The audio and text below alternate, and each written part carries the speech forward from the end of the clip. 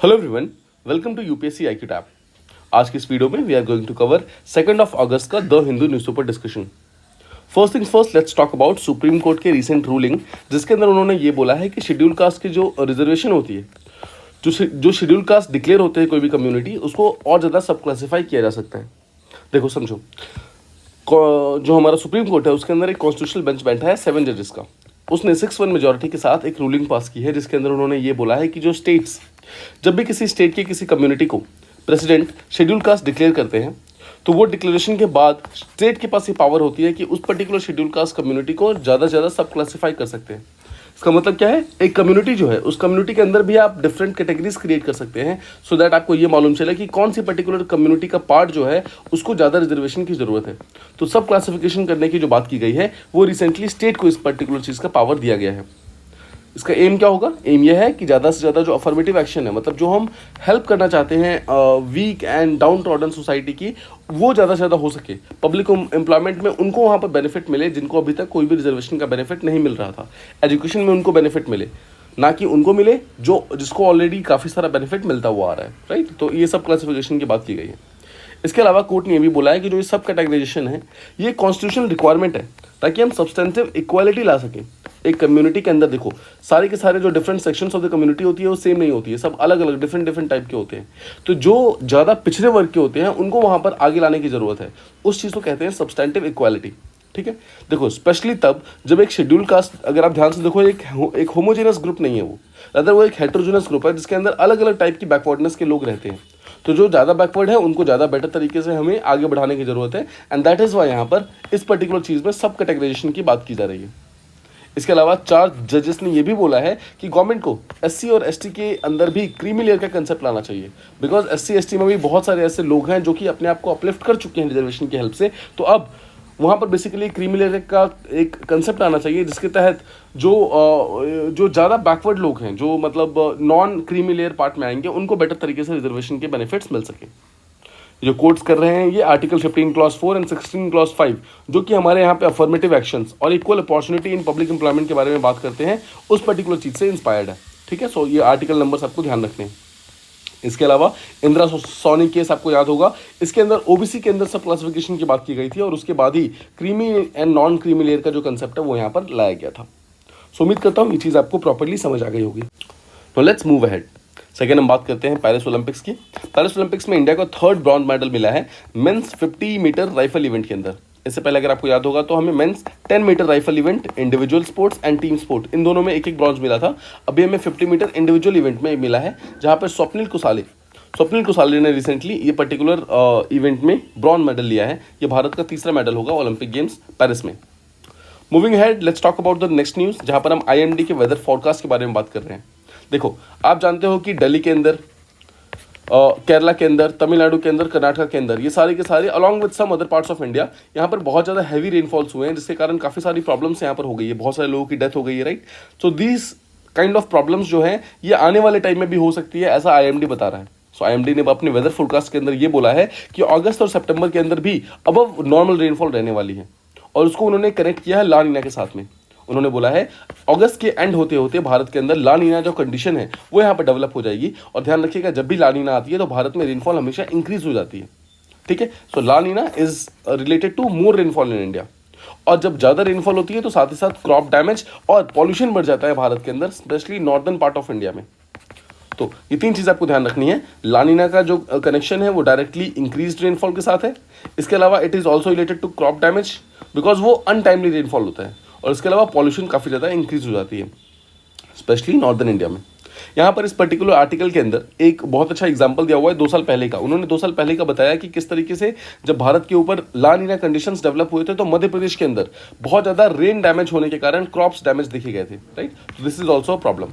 सो उम्मीद करता हूँ ये चीज़ आपको समझ आ गई कि IMD ने अगस्त और सितंबर अगले 2 महीने के लिए भारी बारिश की बेसिकली चेतावनी दी है पूरी northern India plus southern India को।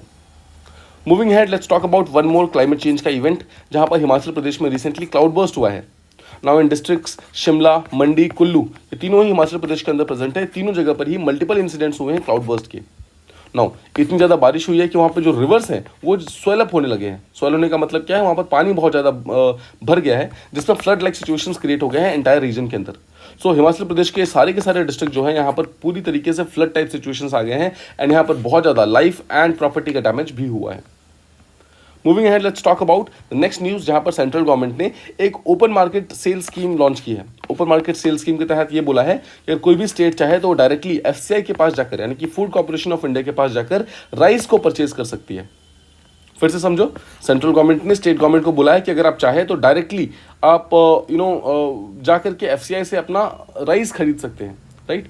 और ये किस पर्टिकुलर स्कीम के अंदर होगा, it will be done through open market sale scheme. आपको बेसिकली ई ऑक्शन में परचेज करने की जरूरत नहीं है, जैसे पहले करना पड़ता था, आप डायरेक्टली जाकर खरीद सकते हो। सो सेंट्रल गवर्नमेंट ऐसा क्यों कर रही है? बिकॉज देखो, अभी खरीफ सीजन आने वाला है। खरीफ सीजन में क्या होगा, बहुत सारा राइस प्रोड्यूस होगा भारत के अंदर, तो उसको प्रोक्योर करना होगा। तो उसको प्रोक्योर करने के लिए जगह नहीं है हमारे पास, बिकॉज हमारे एफसीआई के जो गोदाम है ऑलरेडी वहाँ पर राइस बहुत ज़्यादा भरा हुआ है। तो पहले हमें उस राइस को खाली करना पड़ेगा, ओनली देन जो न्यू सीजन में राइस आएगा उसको हम वहाँ पर स्टोर कर पाएंगे। दैट इज़ वाई सेंटर जो है उस सरप्लस स्टॉक को यहाँ पर फिनिश करना चाहता है, इसीलिए उसने स्टेट गवर्नमेंट के लिए ये पर्टिकुलर स्कीम लॉन्च की है और बोला है कि आप जाकर डायरेक्टली एफसीआई से राइस को खरीद सकते हैं। देन उस राइस को खरीदकर ऑब्वियसली स्टेट गवर्नमेंट जो है आगे अपने पीडीएस स्कीम्स जो हैं और अलग अलग टाइप के जो क्रॉप्स के बेस पर स्कीम्स हैं उसमें लोगों तक पहुंचा सकती है उस राइस को, सो दैट लोगों तक प्रॉपर्ली वहाँ पर राइस पहुंच जाए और मार्केट के अंदर सप्लाई अच्छा रहे। नाउ इसके अलावा स्टेट्स, देखो नॉर्मली समझो, प्रधानमंत्री गरीब कल्याण योजना नाम की जो बेसिकली स्कीम है उसके तहत क्या होता है, हर पर्सन को 5 kg राइस मिलता है। तो स्टेट्स को बोला गया है, सेंटर ने ये बोला है कि अगर किसी पर्सन को 5 kg से ज़्यादा चाहिए तो वो भी उसको मिल सकता है। बाकायदा उसको 2800 पर क्विंटल के हिसाब से खरीदना पड़ेगा, मतलब this is the only thing.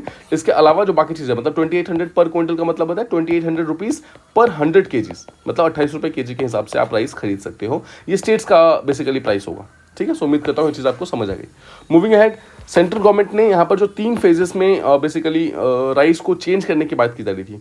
पहले जो हम राइस देते थे वो कस्टम मिल्ड राइस होती थी, मतलब हम धान उगाते थे, मतलब जो पैडी ट्रांसप्लांटेशन करते थे हम खेतों में, वहाँ से धान निकालते थे, उसको फिर हम थ्रेशर्स के पास भेजते थे। ध्यान रखिएगा, थ्रेशर्स के पास क्या करते थे, उस पर्टिकुलर धान से राइस निकालते थे। देन उस पर्टिकुलर राइस को मिल्स में बेचते थे, राइस मिल्स में, और उस पर्टिकुलर मिल्स में क्या करते थे, उस पर्टिकुलर राइस को फाइनलाइज करके हम देन बेचते थे। उसको बोलते हैं कस्टम मिल्ड राइस, मतलब मिल के अंदर कस्टमाइज करके राइस को बनाया जाता था। लेकिन सेंट्रल गवर्नमेंट उसको चेंज करती है फोर्टिफाइड राइस से। सेंट्रल गवर्नमेंट ने क्या किया है, इस पर्टिकुलर राइस को चेंज करके उसके अंदर थोड़ा सा आयरन, थोड़ा सा फॉलिक एसिड, ये सब चीज़ें डाल दी हैं, सो दैट जो भी पर्सन उस राइस को खाए ऑटोमेटिकली उसके बॉडी के अंदर माइक्रो न्यूट्रिएंट्स कंप्लीट हो जाए। तो सेंट्रल गवर्नमेंट ने 3 फेजेस के अंदर इस पर्टिकुलर रिप्लेसमेंट को कंप्लीट कर लिया है, जहां उन्होंने कस्टम मिल्ड राइस को पूरी तरीके से चेंज कर दिया, मतलब रिप्लेस कर दिया फोर्टिफाइड राइस से। मतलब कि जितने भी गवर्नमेंट स्कीम में अब राइस मिल रहा है वो सारा का सारा फोर्टिफाइड राइस है, मतलब अच्छा राइस है। बेसिकली आपको खाने से उसको क्या होगा, माइक्रो न्यूट्रिएंट्स ऑटोमेटिकली आपकी बॉडी के अंदर इंक्रीज होंगे, ठीक है। सो उम्मीद करता हूँ ये चीज़ आपको समझ आ गई। Moving ahead, let's talk about GDM. GDM का मतलब होता है गेस्टेशनल डायबिटीज मेलिटस। गेस्टेशन का मतलब होता है प्रेगनेंसी का पीरियड। तो देखो जीडीएम का मतलब क्या है, जीडीएम बेसिकली एक ऐसा टाइप का डायबिटीज़ है जो प्रेगनेंसी के टाइम में स्टार्ट होता है। तो बेसिकली ये फीमेल्स को होता है, वुमेन्स को होता है, स्पेशली जब वो प्रेग्नेंट हो, और 6 to 7 जब मंथ्स की प्रेग्नेंट होती है उस टाइम ये चीज़ नॉर्मली नोटिस की जाती है। ना देखो, इसके कुछ शॉर्ट टर्म इंप्लीकेशंस भी हैं और कुछ इसके लॉन्ग टर्म इंप्लीकेशंस भी है, स्पेशली दोनों ही, मदर के लिए भी और बच्चों के लिए भी। ना अगर मदर की बात करें तो मदर को अगर ये जीडीएम होता है तो आने वाले टाइम में, मतलब आने वाले सालों में उनको टाइप 2 डायबिटीज़ होने के चांसेस भी इंक्रीज हो जाते हैं। और अगर बच्चे की बात करें, अगर मदर को प्रेगनेंसी के दौरान जीडीएम है तो आने वाले टाइम में बच्चे को ओबेसिटी की प्रॉब्लम हो सकती है, इंसुलिन रेजिस्टेंस की प्रॉब्लम हो सकती है, या फिर डायबिटीज़ का इशू भी हो सकता है। तो बेसिकली डिस्पी नाम की एक बॉडी है, diabetes in pregnancy study group of India. इसका रिसेंटली 18th मीटिंग हुआ है, जिसके अंदर उन्होंने दिल्ली डिक्लेरेशन नाम की एक डॉक्यूमेंट को साइन किया है। इस पर्टिकुलर डॉक्यूमेंट के अंदर ये बोला गया है कि उनको एड्रेस करना है सारे के सारे नॉन कम्युनिकेबल डिजीज़ के, स्पेशली जीडीएम, यानी कि ये पर्टिकुलर प्रेगनेंसी के टाइम में जो डायबिटीज़ बढ़ता जा रहा है उस चीज़ को वो स्पेशल फोकस के साथ खत्म करना चाहते हैं। नाउ यहाँ पर बोला गया है कि इफेक्टिव मैनेजमेंट बहुत ज़रूरी है। अगर हम किसी तरीके से मदर और चाइल्ड को प्रॉपर्ली प्रोग्राम करके प्रॉपर्ली उनको चेक करते रहें जिस टाइम वो बेसिकली प्रेगनेंसी के दौरान, तो हम यहाँ पर कहीं ना कहीं जीडीएम के जो केसेस हैं उसको डिक्रीज कर सकते हैं और आने वाले टाइम में डायबिटीज़ को भी हम कहीं ना कहीं रिड्यूस कर सकते हैं। इसके अलावा एक फीटल प्रोग्रामिंग का कंसेप्ट दिया गया है। फीटल प्रोग्रामिंग का मतलब है फीटल को लगातार चेक करते रहे, प्रोग्रामिंग करते रहे उसकी, जहाँ पर अगर कोई भी हाइपरग्लाइसीमिया का कोई कंडीशन दिखता है। हाइपरग्लाइसीमिया का मतलब होता है, हाइपर मतलब होता है ज़्यादा, ग्लाइसीमिया मतलब होता है ग्लूकोज से रिलेटेड। सो अगर ग्लूकोज की स्पाइक दिखती है किसी भी फीटस के अंदर में, तो ऑटोमेटिकली उसी टाइम में उसको ठीक करना जरूरी है, सो दैट आने वाले टाइम में उसको एनसीडी यानी कि नॉन कम्युनिकेबल डिजीज ज़्यादा से ज़्यादा ना हो। तो इस पर्टिकुलर चीज़ को foetal origin of adult disease बोला जाता है।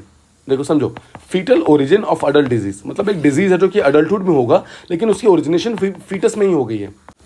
ठीक है, सो उम्मीद करता हूँ आप इसको समझ रहे हैं। अडल्ट में मतलब अडल्टहुड में जाकर डिजीज होगा, लेकिन उसकी ओरिजिनेशन फीटल में ही हो गई, फीटस में ही हो गई है। मतलब वो डिजीज शुरू हो गया फीटस में ही, लेकिन वो जाकर के कब बढ़ना स्टार्ट होगा, जब वो बच्चा अडल्ट हो गया होगा। तो ध्यान रखिएगा, एक यूपीएससी पूछ सकता है foetal origin of adult disease किससे रिलेटेड है, तो ये डायबिटीज से रिलेटेड है। ठीक, सो उम्मीद करता हूँ ये चीज़ आपको समझ आ गई।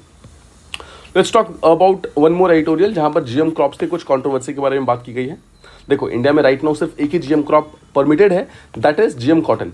ठीक है, अब जब जीएम कॉटन को देखा गया तो उसमें ईल्ड्स काफ़ी ज़्यादा इंक्रीज हो रही थी, तो इस चीज़ को देखते हुए हमने और भी जीएम की चीज़ें बनाई, जैसे कि जीएम राइस बनाया, GM wheat, GM tomato, GM brinjal, GM mustard, ये सब बनाया। और इन चीज़ों को कहीं ना कहीं जो जेनेटिक इंजीनियरिंग अप्रेजल कमेटी थी, जीईएसी, उसने इन सब चीज़ों को अप्रूव भी कर दिया एनवायरमेंटली सस्टेनेबल होने के कारण। लेकिन इसके बावजूद इनको बहुत सारे लीगल चैलेंजेस, बहुत सारे पब्लिक ऑपोजिशन को फेस करना पड़ रहा है। जैसे एक एग्जांपल है DMH11 का। DMH11 मस्टर्ड की एक वैरायटी है जिसको धारा मस्टर्ड हाइब्रिड 11 बोला जाता है, और इसको दिल्ली यूनिवर्सिटी के बायोटेक डिपार्टमेंट ने बनाया था। नाउ ये पर्टिकुलर जो मस्टर्ड है ये बेसिकली हर्बिसाइड टॉलरेंट है, मतलब ये हर्बिसाइड्स किसी भी तरीके का अगर आप इस पर हर्बिसाइड डालोगे, मतलब हर्ब्स से बचाने के लिए, तो इस पर बहुत ज़्यादा कुछ प्रॉब्लम नहीं होती है। लेकिन देखो, ऑल्दो एक तरफ तो ये सीड कंपनीज के लिए बहुत ज़्यादा अट्रैक्टिव हो गया, बिकॉज इसकी मतलब आपको हर्बिसाइड्स बहुत ज़्यादा यूज़ करने की जरूरत नहीं है। लेकिन वहीं दूसरी तरफ एनवायरमेंटलिस्ट के लिए सही नहीं है, बिकॉज यहाँ पर आपको पेस्टिसाइड्स यूज़ करने पड़ेंगे, केमिकल पेस्टिसाइड्स, वो भी ज़्यादा अमाउंट में, राइट। तो इन चीज़ों के कारण यहाँ पर एनवायरमेंटलिस्ट बोलते हैं कि अगर हमें पेस्टिसाइड यूज़ करना है तो उसके कारण क्रॉप, सॉइल, जो आसपास की कंडीशन है, वो सब कहीं ना कहीं अफेक्ट होना स्टार्ट हो जाएगी, राइट। अब देखो, यहाँ पर एक पर्टिकुलर बहुत अच्छा स्टेटमेंट दिया हुआ है कि भारत के अंदर जब भी जीएम क्रॉप के ऊपर डिबेट होता है ना, वो अक्सर ज़्यादा आइडियोलॉजिकल डिबेट होता है, प्रैक्टिकल डिबेट नहीं होता है। प्रैक्टिकली ईल्ड और फार्म इकोनॉमिक्स के बारे में हम बात नहीं करते, हम आइडियोलॉजी के बारे में बात करते हैं कि अगर ऐसा होगा तो ऐसा हो जाएगा। हम आइडियोलॉजीज पे चलते हैं। हम ये नहीं देखते कि अगर जीएम कॉटन है तो जीएम कॉटन का जो पहले जो नॉर्मल कॉटन उगता था, वो लेट्स से 1 हेक्टेयर के ऊपर 100 kg उगता था कॉटन, तो जीएम कॉटन जो है वही 1 हेक्टेयर के ऊपर 200 kg उगता है। मतलब ऑलमोस्ट उसने ईल्ड को डबल कर दिया है। बट इसके बावजूद हम यहाँ पर आइडियोलॉजिकल डिबेट्स में पढ़ने के कारण इस पर्टिकुलर जीएम जो क्रॉप्स है उसको एक्सेप्ट नहीं कर रहे हैं, उसके कारण काफ़ी सारा प्रॉब्लम यहाँ पर देखा जा रहा है। साथ ही साथ एक बहुत बड़ा टेंशन रिफ्लेक्ट हो रहा है एग्रीकल्चरल इनोवेशन और एनवायरमेंटल सस्टेनेबिलिटी में। मतलब एक तरफ जहाँ पर एग्रीकल्चर में बहुत सारे इनोवेशंस हो रहे हैं, बट वहीं दूसरी तरफ एनवायरमेंट सस्टेनेबिलिटी के नाम पर बहुत सारे ऐसे इनोवेशंस को कहीं ना कहीं मना कर दिया जा रहा है, उनको उठने नहीं दिया जा रहा है। तो उम्मीद करता हूँ ये चीज़ आपको प्रॉपर्ली समझ आ गई। Let's talk about the last news, जहाँ पर हम जापान के वेल हंटिंग के बारे में बात करेंगे। देखो, सबसे पहले समझो, जापान उन 3 कंट्रीज में से एक है जो कि वेल हंट करता है। तो Japan is the first one. इसके अलावा नॉर्वे और आइसलैंड, ये तीनों ही वेल्स को हंट करते हैं और उसको फूड के लिए इस्तेमाल करते हैं, खाने के लिए इस्तेमाल करते हैं। ठीक है, और इस साल भी उन्होंने बोला है कि हम 59 फिन वेल्स को हम हंट करना चाहते हैं, और इसके अलावा और भी कुछ स्पीसीज है, जैसे कि मिंके, ब्राइड, सी वेल्स। तो यहाँ पर आपको ध्यान रखना है, मिंके, ब्राइड और सी, ये तीनों वेल्स के बेसिकली स्पीसीज हैं। बिकॉज यूपीएससी अक्सर ऐसे क्वेश्चन पूछता है कि ये और ये जो है 3 नाम दे देगा और बोलेगा ये किस चीज़ की वैरायटी है, ये बताओ, राइट, किस चीज़ के स्पीसीज में मतलब नाम से। तो ये चीज़ मालूम होना चाहिए। अब देखो, रिसेंटली जो ये कमर्शियल वेलिंग करते हैं जापान, उसके अंदर उन्होंने फिन वेल्स को भी इंक्लूड किया है। फिन वेल्स मतलब ऐसे वेल्स जिनके अंदर फिन्स होते हैं, उस पर्टिकुलर वेल्स को उन्होंने बोला है कि अब हम कमर्शियली उनका मतलब हंट करेंगे उनको। बेसिकली अगर आप फिन वेल्स की बात करें तो ये अर्थ पे रहने वाले सेकंड लार्जेस्ट एनिमल स्पीसीज होती है। लार्जेस्ट कौन सी होती है? Blue whale. ठीक है, ध्यान रखिएगा, blue whale is the largest and second largest fin whales होती है। नाउ इसके ऊपर इंटरनेशनल बहुत सारा क्रिटिसिज्म हो रहा है, स्पेशली ऑस्ट्रेलियन गवर्नमेंट से, जो कि वेल्स को काफ़ी ज़्यादा रिस्पेक्ट करते हैं, उनको नेचर का एक बहुत इंपॉर्टेंट पार्ट मानते हैं। बट इसके बावजूद जापान ने इस पर्टिकुलर इंटरनेशनल क्रिटिसिज्म को साइड में रखते हुए अपने डिसीजन पे उन्होंने बोला है कि हम वेल्स को हंट करेंगे because this is part of our food culture.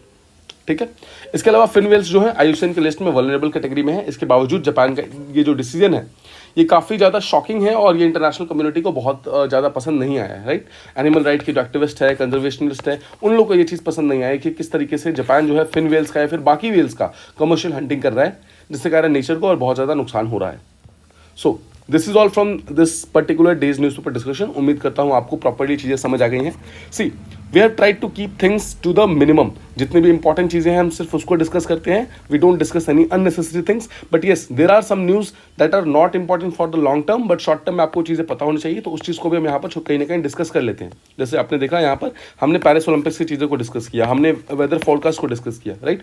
So these things you can directly quote in your mains examination. किस तरीके से IMD की वार्निंग्स आई थी, राइट, किस तरीके से हम अलग अलग टाइप के केस स्टडीज़ को यहाँ पे इस्तेमाल कर सकते हैं, राइट. सो उम्मीद करता हूँ ये चीज़ आपको प्रॉपर्ली समझ आ रही है. अगर आपको ये वीडियो पसंद आ रही है तो प्लीज़ वीडियो को लाइक करें, अपने फ्रेंड्स एंड कलीग के साथ शेयर करें एंड इस चैनल को सब्सक्राइब करें. Thank you so much for listening. Stay tuned.